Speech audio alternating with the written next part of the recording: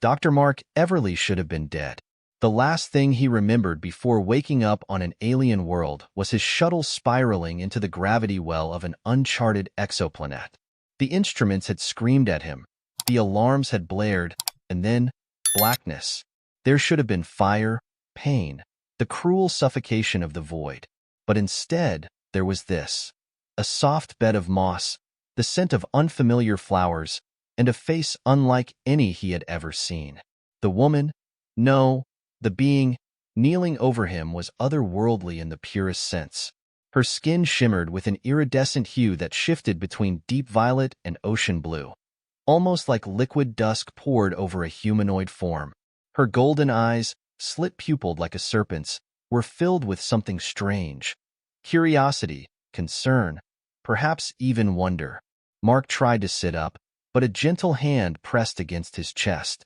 "Do not move too soon," she said, her voice like wind chimes in the breeze. "Your soul has wandered close to the void. I have called it back, but it is still unsure of its place." Mark blinked. He was a scientist, a man of reason, but whatever had happened to him had defied all logic. "Where am I?" he managed, his throat dry. The woman, his savior, tilted her head, considering. "You are in my home," she said simply. "My name is Zylra. I am a healer of the Saren." His head swam. He tried to push himself up again, and this time she allowed it, watching carefully. As he moved, pain flared in his ribs.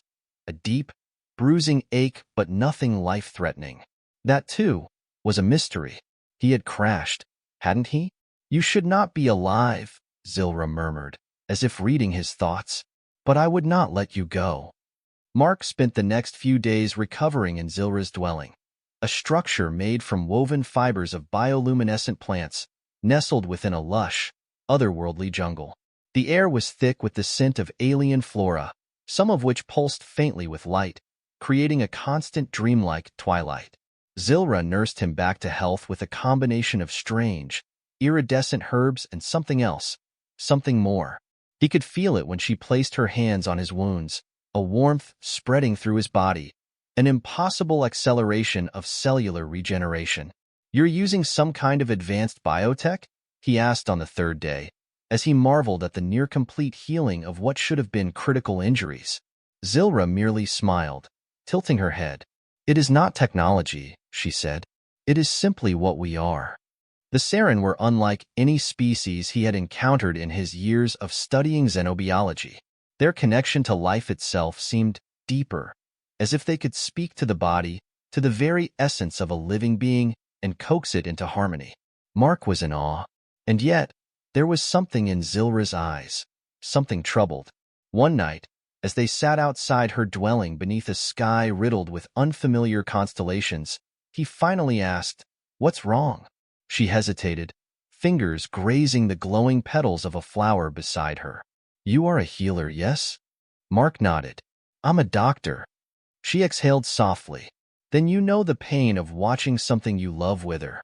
Something in her voice sent a shiver down his spine. "What do you mean?" Zylra met his gaze, and in the dim glow of the bioluminescent jungle, her golden eyes burned with something close to desperation. "My people are dying," she said, "and I do not know how to stop it." Mark spent the next few days learning about the Saren, and the thing that threatened them. It wasn't a disease. Not exactly.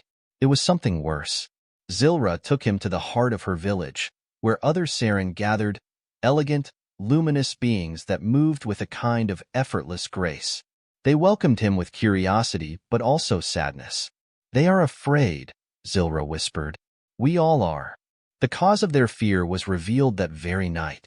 A terrible sound ripped through the jungle, low, reverberating, like the distorted growl of something vast and unseen.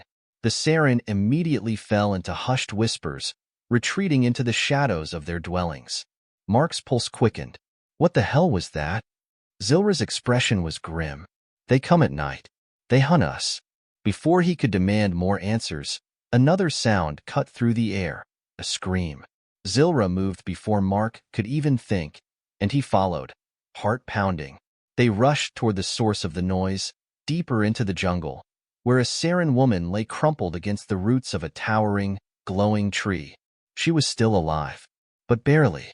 Her iridescent skin was marred with deep, black slashes, wounds that seemed to pulse with darkness, as if something unnatural had sunk its claws into her very essence. Mark knelt beside her, instincts taking over. "We need to stop the bleeding." Zylra's expression was tight with grief. "You do not understand," she said. "The wound is not what kills. It is them." Mark followed her gaze, past the broken form of the wounded Saren, into the depths of the jungle. And there, just beyond the reach of the bioluminescent trees, the shadows moved. Something was watching, waiting. Mark felt ice crawl up his spine. He had come here by accident. He had been saved by Zylra. But now, he realized, there was something darker at work on this planet. Something that wanted to consume her people. And he wasn't going to let that happen. Mark's breath hitched as he stared into the shifting darkness beyond the glowing jungle. The thing in the shadows remained just out of reach, its form indistinct, but its presence sent a primal warning through his nerves. The wounded Saren woman trembled, her once radiant skin flickering with dim, erratic pulses of light. Zylra knelt beside her, hands hovering just above the ragged wounds. Mark had seen injuries before, broken bones, severed arteries, the aftermath of war. But this was something else. The black slashes in the Saren woman's body weren't just wounds. They were spreading. The darkness within them pulsed like a living thing, creeping outward, consuming the glow of her body. Mark grabbed Zylra's wrist. "What's happening to her?" Zylra's face was tight with barely concealed fear. "She is being unmade."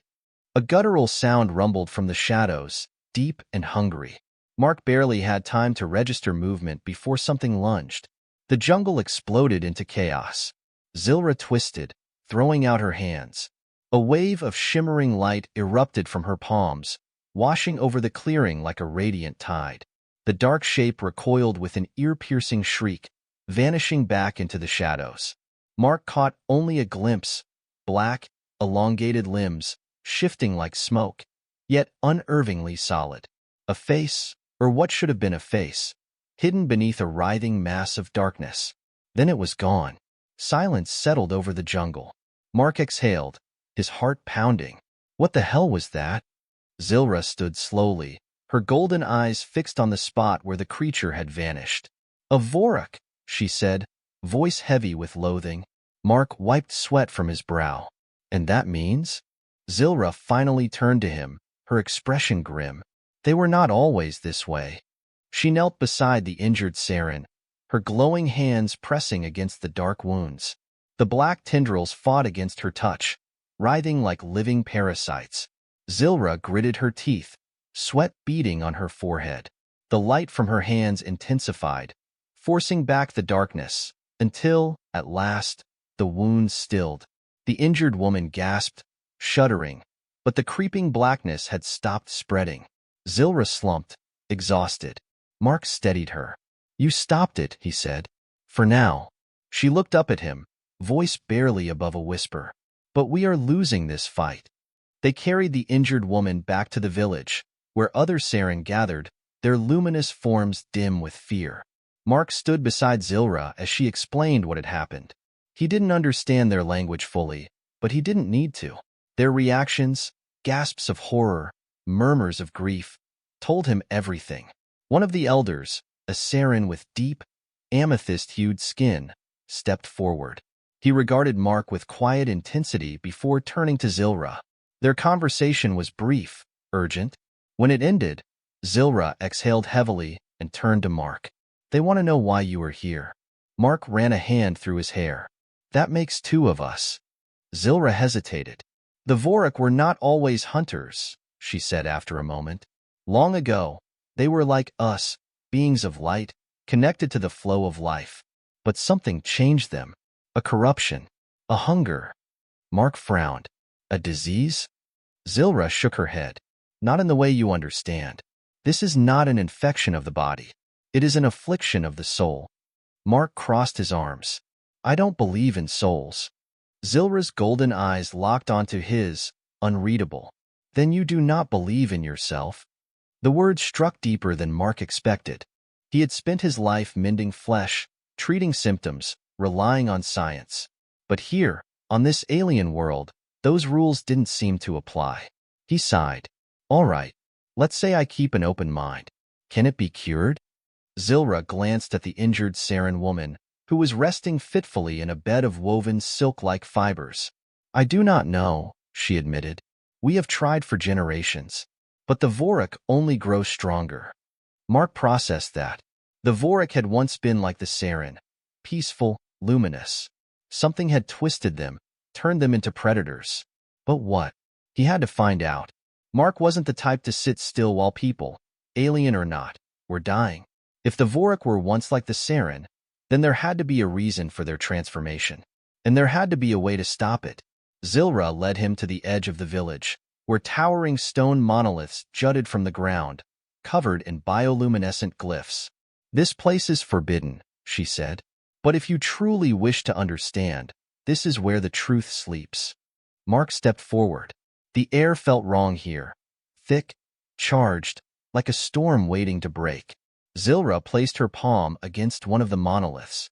The glyphs flared to life, shifting and twisting, revealing a hidden entrance beneath the roots of an enormous, ancient tree. Mark raised an eyebrow. You sure we're not about to wake something worse? Zylra gave him a wry look. I am not sure of anything anymore. They descended into the darkness. The ruins smelled of damp stone and something older, something forgotten. The deeper they went, the more Mark felt a strange pull in his chest, as if the very air was pressing against his ribs. Then they reached it. A vast chamber, walls covered in flickering glyphs. In the center stood a massive, blackened structure. Something like an altar, but wrong, as if reality itself twisted around it. Zylra's voice was barely a whisper. This is where it began. Mark stepped closer. What is this place? Zylra hesitated. The Vorik were created here, made into what they are. Mark frowned. By who? Before she could answer, the glyphs flared, and the shadows around the altar moved. Mark's blood ran cold. Something else was here, watching.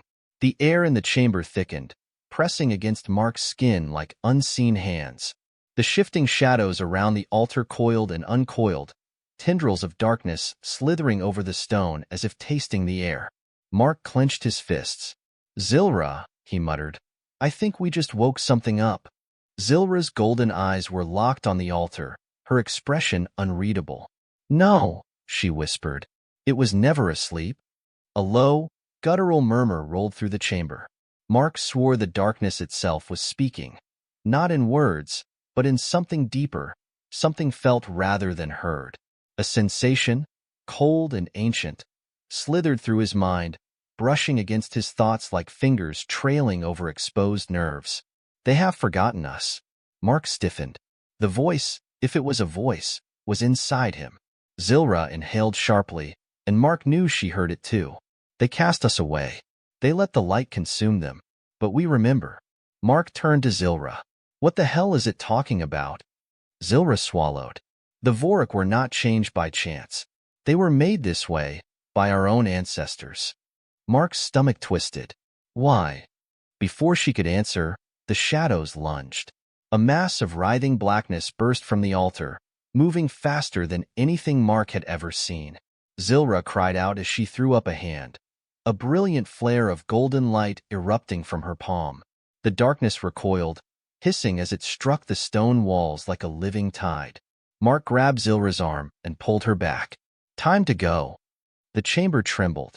The altar cracked down the middle, its glowing glyphs sputtering as something emerged. Mark barely caught a glimpse, jagged limbs, a hollowed face that wasn't a face, twin voids where eyes should have been, before the ground beneath them collapsed. The world tilted. They fell into darkness. Mark hit the ground hard, his shoulder slamming against something rough. He groaned, pain flaring through his ribs. Zylra landed beside him with more grace, though her breathing was ragged. The chamber above was gone. Nothing but a jagged hole where the altar had stood. Mark pushed himself up. You okay? Zylra nodded, though her eyes flickered with unease. We are, somewhere older now. Mark turned in a slow circle, his chest tightening. They had fallen into what looked like an ancient corridor, its walls lined with carvings older than any human civilization. The symbols glowed faintly, pulsing with a sickly blue light. And at the end of the corridor a door. Mark exhaled. I've seen enough horror movies to know this is a bad idea. Zylra's expression was grim. If we do not go forward, we will never understand. Mark sighed. Yeah, that's what I was afraid of. They approached the door, its surface marked with intricate spirals that seemed to shift when he wasn't looking directly at them. Zylra placed a hand against it. The symbols flared, and with a deep rumble, the door slid open. Beyond it was something neither of them expected. A chamber, vast, impossibly vast, as if it stretched beyond the limits of space itself. And in the center, suspended in the air like a dying sun, a massive, pulsing sphere of pure darkness. Zylra inhaled sharply. It is still here. Mark frowned. What is it? Zylra didn't look at him. Her eyes were fixed on the sphere, her body trembling slightly. The heart of the Vorak. Mark's breath caught. The thing that turned them into monsters? Zylra nodded. This is where the corruption began. Mark narrowed his eyes at the pulsating mass of darkness. It felt alive, though not in a way he could explain. He stepped forward. If this thing is the source of the Vorak, then maybe... A voice slithered into his mind. You are not of this world, yet you hear us. Mark's vision blurred. His knees buckled. He saw flashes, memories that weren't his own. Towering Saren figures, draped in flowing robes, standing in a circle around the very chamber he now stood in. Their faces were solemn, their hands outstretched. They had created the heart, not by accident, but on purpose. Mark gasped, staggering back as the vision snapped away. Zylra steadied him, concern in her gaze. What did you see? Mark clenched his jaw. Your ancestors didn't just create the Vorak. They chose to. Zylra stiffened. That is not possible. Mark turned to face her. They used the heart to strip some of your people of their light, didn't they? Turn them into something else? Zylra's expression darkened. It was not meant to be like this. The Vorak were meant to balance us. Mark gestured toward the writhing sphere of darkness. Yeah? How's that working out? Before she could respond, the shadows around the chamber shifted. Mark's stomach dropped. Figures emerged, slowly, deliberately. Twisted shapes, their glowing eyes hollow, their elongated limbs moving in unnatural angles. The Vorak had found them, and they were waiting. Mark's pulse pounded as the Vorak stepped into the dim light of the chamber, their distorted forms half solid, half shadow. Their movements were slow, deliberate, like predators savoring the moment before the kill. Zylra stood rigid beside him, her golden eyes locked onto the nearest creature. They should not be here, she whispered. Mark clenched his fists. Well, they are. And they don't look happy. The Vorak did not attack. Not yet. They hovered at the edges of the darkness, their eyeless faces trained on the pulsing heart in the center of the chamber. Then, a voice, cold and ancient, slithered into Mark's skull. You opened the door. Now you must see. Mark staggered as another wave of something, not his own, crashed into his thoughts. More visions. More memories. A time before the Vorak, before the corruption. The Saren were different then, their bodies shining with untarnished radiance. But they had feared something. The balance is fragile. A voice echoed from the past. Without darkness, the light will consume itself. Mark saw them crafting the heart, pulling something from within themselves, carving away a part of their very essence. And in doing so, they had created the first Vorak. It had not been an act of malice. It had been an act of desperation. Then something went wrong. The darkness they had given life did not remain contained. It grew, spreading beyond their control. And when they tried to unmake it, the Vorak fought back. Mark gasped as the vision shattered. He stumbled, hands gripping his head. Zylra caught his arm. What is it? What did you see? Mark took a shuddering breath. Your people. They made the Vorak to stop something worse. They tried to control it, but it got away from them. Zylra's expression darkened. What were they trying to stop? Mark turned to the heart.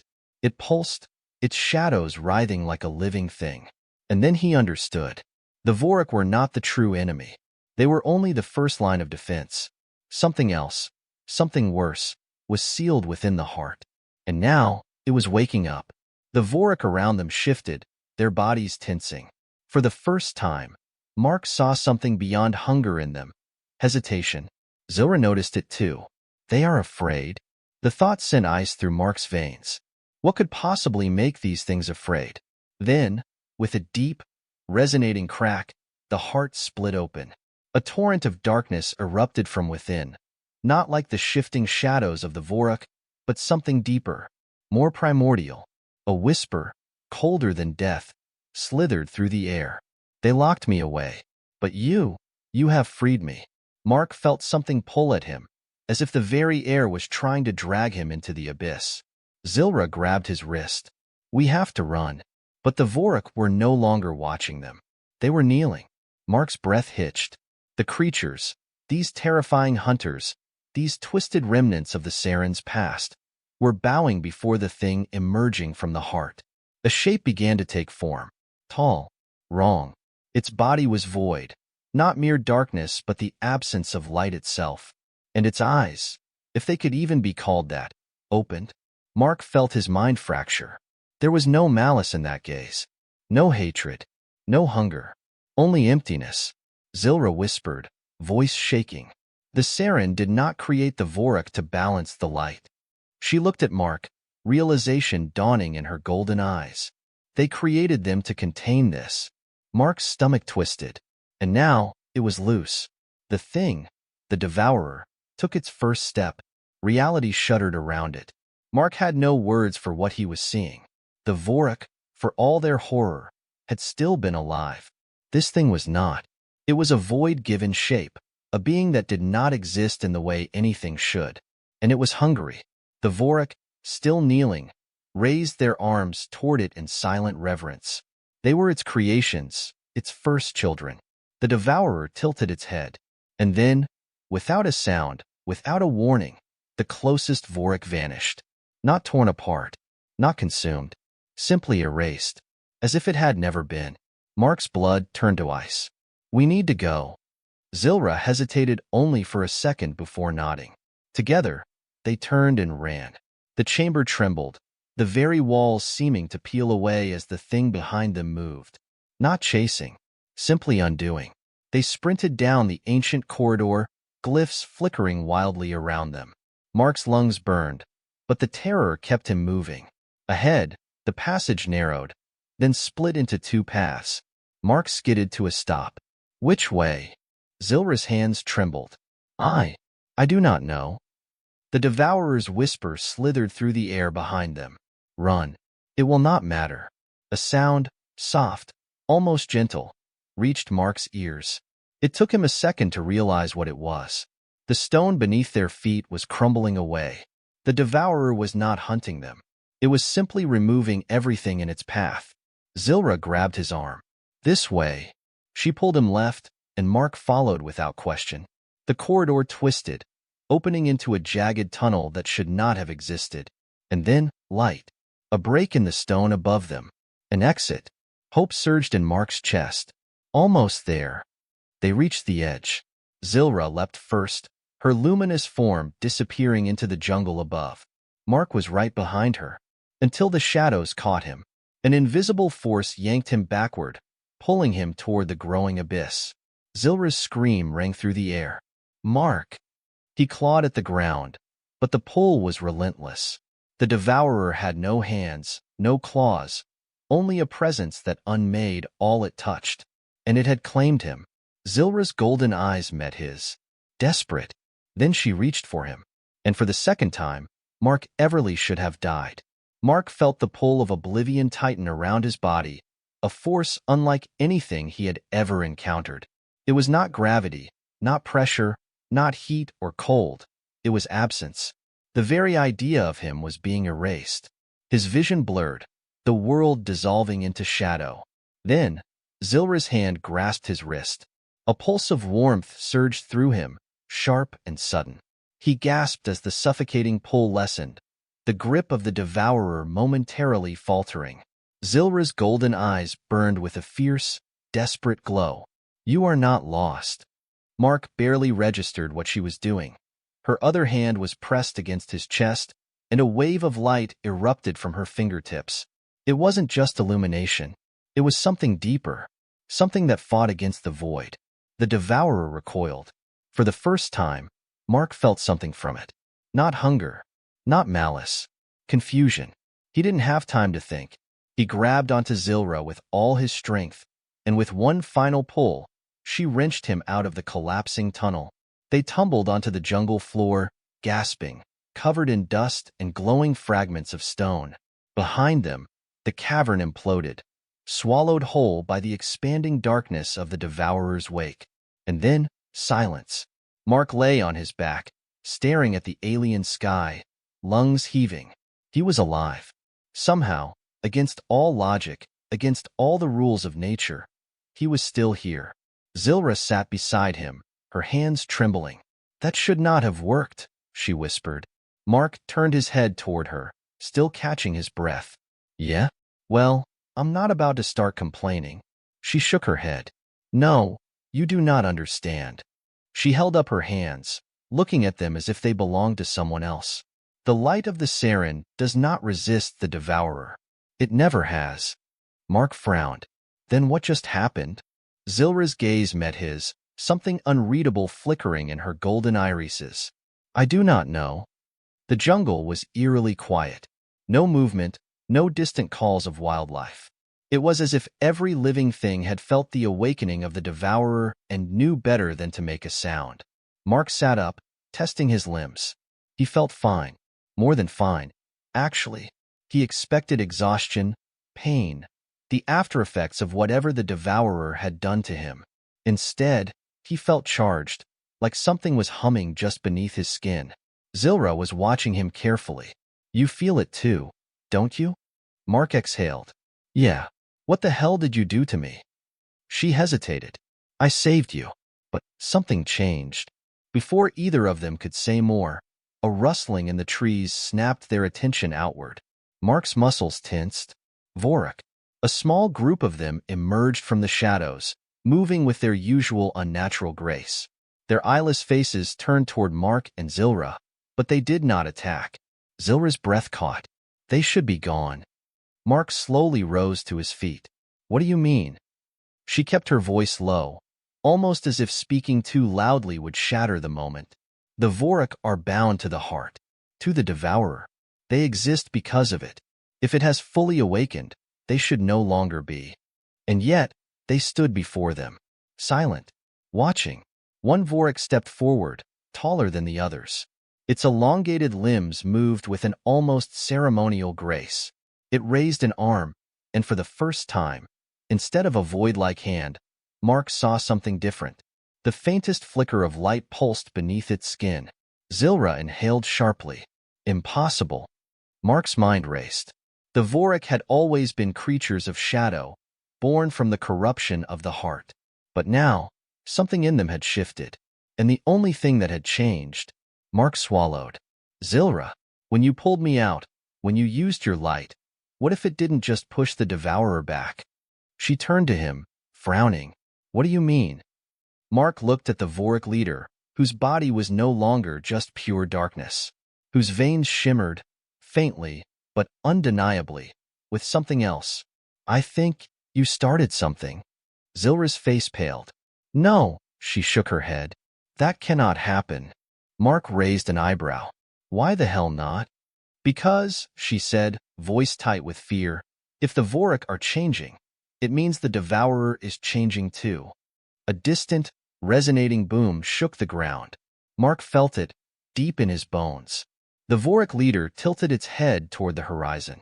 Then, in a movement so fluid it almost didn't seem real, it knelt before Mark. Not before Zylra, before him. Mark's throat went dry. What the hell is happening? Zylra took a slow step back. "I do not know." But Mark saw something in her expression, not just confusion. Mark didn't know what to do. He stood, frozen, staring down at the Vorak kneeling before him. The others followed suit, lowering their heads in eerie synchronization. He looked at Zylra. "Is this a normal thing?"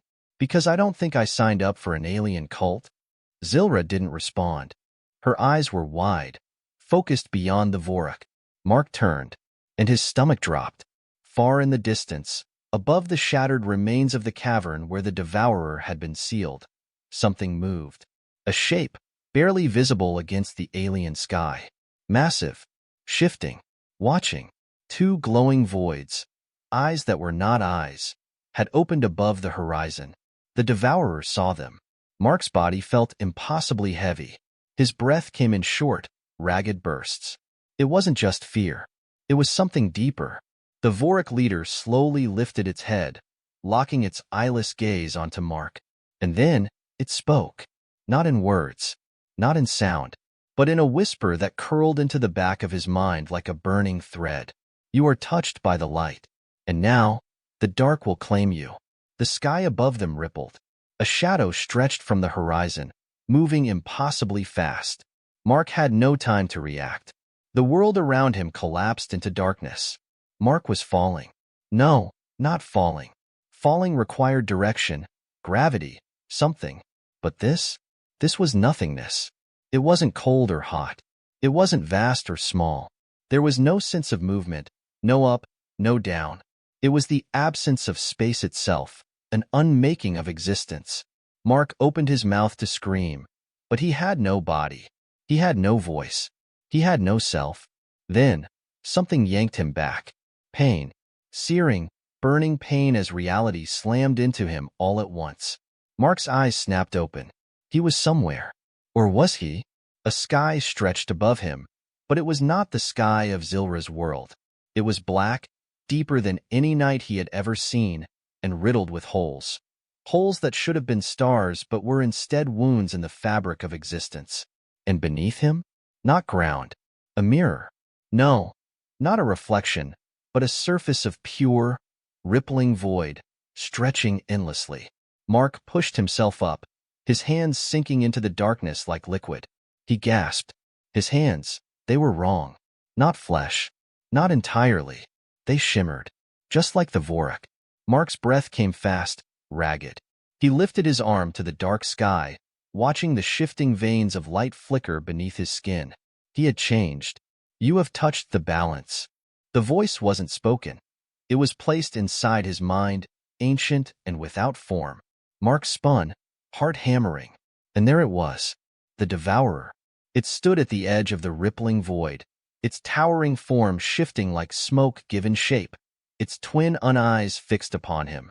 Mark should have been terrified. Every fiber of his human mind screamed at him to run, to fight, to do anything other than stand before this thing. But another part, a deeper part, felt something else. Recognition.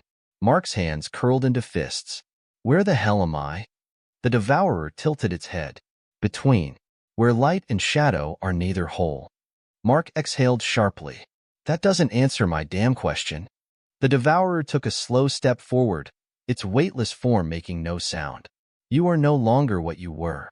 The healer touched you. And now, you are touched by me.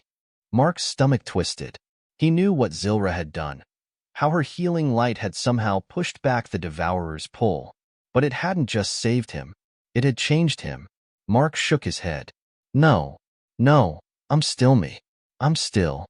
He hesitated, because deep down, he felt it. The shift. He had survived something no human should have survived. And now, he was something else. The Devourer watched him in eerie silence. Mark swallowed. So what happens now? A pause. Then, you decide. Mark frowned. Decide what? The Devourer lifted one elongated arm, gesturing to the endless void around them. To return. Or to become. Mark's blood ran cold. He wasn't being held prisoner. He was being offered a choice. He could go back. To Zylra, to the Saren, to the war that was about to consume their world. Or, he could stay. He could become something more. Mark clenched his jaw. I'm not like you. The Devourer tilted its head again. Not yet. Mark's breath hitched. He wanted to deny it. Wanted to tell himself that whatever was happening to him could be reversed. But the truth settled in his gut like a slow poison. Something had changed, and he would never be human again. Mark's hands trembled. The mirror-dark void beneath him rippled, waiting. He exhaled, forcing the chaos in his mind into something sharper. He had come to this world by accident. He had been saved by Zylra. And now? Now, she and her entire people were standing at the edge of destruction, and he had a choice. Mark looked up at the Devourer. I'm not staying here. The towering being remained still. Mark stepped closer. You think I'm like you? Maybe I am. Maybe I'm something in between. But that doesn't mean I'm going to stand here while you wipe them out. A pause. Then, laughter. Soft. Cold. Alien. The Devourer did not smile, did not move, but the sound of its amusement slithered through Mark's skull. You misunderstand. Mark tensed. What? The Devourer took another step forward. You were never my enemy, Mark Everly. The sound of his name spoken by something so old made his bones feel brittle. The Devourer slowly lifted an arm, and the void split open. Beyond it, Zylra's world, the jungle, the ruins, the Saren city, glowing against the darkened sky. Mark's pulse quickened. You're letting me go? The Devourer remained motionless. I am watching. Mark hesitated only a second before stepping through. The void swallowed him, and then, light. Mark gasped as he staggered back into reality, his lungs dragging in thick, humid air. The jungle surrounded him, alive with flickering light. He was back. A sharp intake of breath made him spin. Zylra stood only feet away, her golden eyes wide with disbelief. Mark. His name on her lips was barely a whisper. Mark opened his mouth to answer. Then he saw what lay behind her. His blood ran cold. The sky had changed. A deep, swirling mass of darkness loomed over the distant Saren city, stretching its tendrils across the horizon. The Devourer had awoken. And the Vorak? They were marching. Mark clenched his fists. His arms still shimmered with something unnatural. He had left the void, but he had not left it unchanged. Zylra stepped closer, searching his face. What did you do? Mark exhaled, looking at the war unfolding before them. I made a choice. Then, as the shadows surged forward, he stepped into the fight. Mark ran. The sky churned with darkness, the horizon split by writhing tendrils of void. The Vorak army swept toward the Saren city, their hollow forms moving like a tide. In the distance, the Devourer loomed, its vast, shifting shape coiling above the ruins of its ancient prison. Zylra sprinted beside him, her golden eyes filled with desperate resolve. We are too late. The Vorak will reach the city before we do. Mark's breath burned in his chest. Then we don't let them. She looked at him sharply. You cannot stop them alone. Mark's fists clenched. The veins of light beneath his skin pulsed, shimmering through his arms. He felt it now, the change in him, the connection to something beyond flesh. He wasn't human anymore. Not fully. And neither were the Vorak. Mark turned to the kneeling Vorak leader, still watching him with unreadable stillness. Your people, your kind, bowed to me. Why? A pause. Then, a whisper that slid into his mind like ice. You carry both the light and the void. Mark's pulse quickened. So what? What does that mean? The Vorak leader slowly stood. Around it, the others rose in unison. You are the bridge. Mark barely had time to process those words before the Vorak moved. Not toward the Saren city, toward their own kind. Mark turned to Zylra. We're not fighting alone. Her expression flickered with hope, then realization. You have turned them? Mark exhaled. Not all of them, but enough. Then, without another word, he charged into the war. The jungle gave way to the edge of the Saren city, an ancient place of towering bioluminescent spires and cascading rivers of light. The Saren had gathered in defensive formations, their luminous forms dimmed with fear. And beyond them, the Vorak horde. Thousands of them, dark and shifting, moving like a swarm. Zylra lifted her hands, a pulse of golden energy rippling outward. We must hold them here. Mark didn't hesitate. He raised his arm, his own veins glowing, and the Vorak that had followed him answered his call. The two forces clashed. Shadow met shadow, but this time, it was not one-sided. The Vorik that had followed Mark turned on their brethren, their blackened claws rending through the tide of their own kind. The war erupted. Saren warriors unleashed lances of light, cutting through the Vorik ranks. Mark moved through the chaos like something other, striking with an unnatural speed, his body still pulsing with the power left in him from the void. And above them all, the Devourer watched. The battle raged for what felt like hours. The Vorik horde was endless, but for the first time in centuries, they were divided. Mark felt the energy coursing through him, guiding his movements. He fought like something beyond human, his limbs moving in ways that should have been impossible. But then, a ripple of nothingness tore through the battlefield. Mark stumbled, turning toward the horizon. The Devourer had moved. Not forward, not backward. It had begun to spread. Tendrils of darkness stretched outward, unraveling the fabric of the world itself. Zylra fell to her knees. It is too late. Mark refused to believe that. He looked at the Vorik leader, the one that had followed him. There has to be a way to stop it. The Vorik hesitated. Then, slowly, it lifted a clawed hand, pointing at Mark. You carry the balance. You are the key. Mark's blood ran cold. The Devourer had chosen him, not as an enemy, but as its successor. Mark felt the weight of the truth settle on him. The Devourer had never been a conqueror. It had never been a monster driven by malice. It had been a force of equilibrium, awakened by the arrogance of the Saren's ancestors. The Vorik had been its prison, its chains. And now, those chains had been broken. There were only two choices left.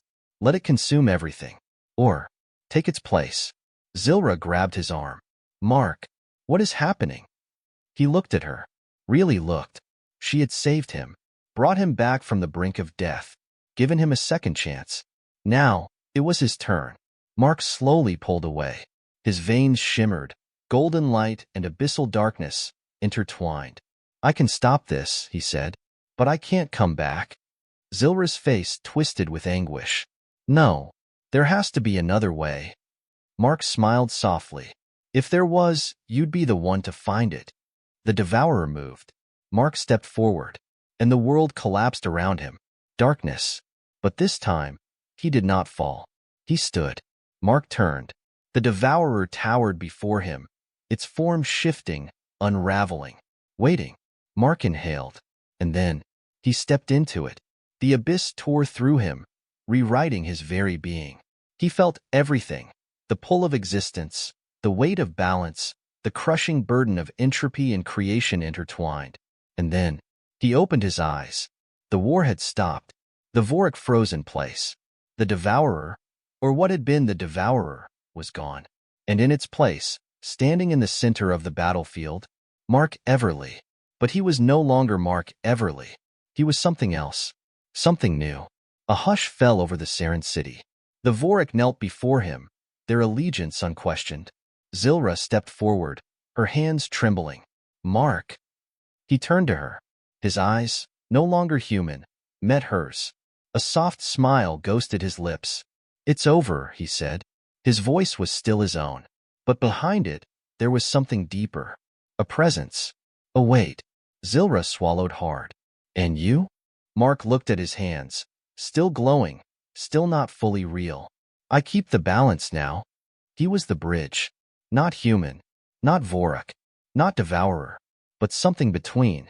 A final, lingering silence stretched between them. Then, Zylra nodded.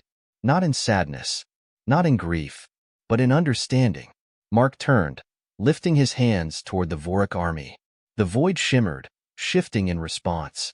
Then, with a whisper of unspoken will, the Vorik vanished. No longer a horde. No longer hunters. No longer prisoners of their own creation. Only echoes.